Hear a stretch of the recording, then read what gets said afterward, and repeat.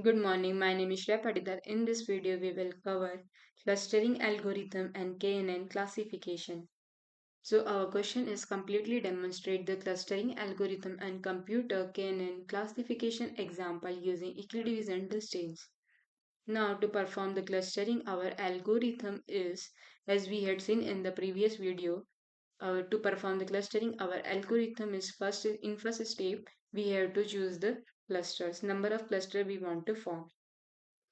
In step number 2, we will initialize the centroid. In step number 3, we will calculate the distance from our centroid of a centroid to a point with the help of equidivision distance. In step number 4, we will update our new centroids and again we will perform the same steps to calculate the distance from a point with the help of new centroid. In step number 6, we will stop until the centroid becomes the stable. As in this example, we had seen that in cluster 1 we have A, B, E after finding the distance, and in cluster 2 we have C, D, F into our cluster.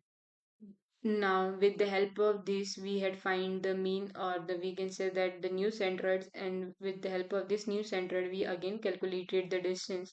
And after calculating the distance, we see that there is no change into the cluster, so we will stop here. And cluster 1, which includes the ABE again, and in cluster 2, again it includes the CDF. Now, we will see the KNN classification. In KNN classification stands for the K nearest neighbor.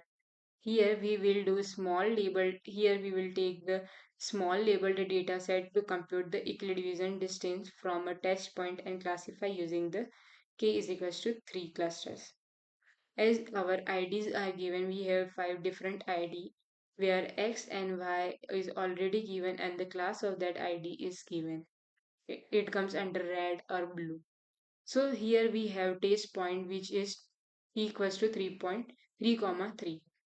So with the help of this test point we will calculate the distance of particular IDs.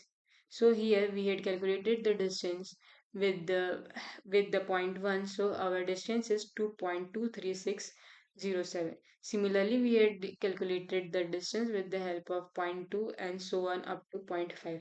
When we place this distance into our when we place this distance into our table, but we place this distance in the small to big order, in ascending order, so it is easy for us to find the nearest neighbors.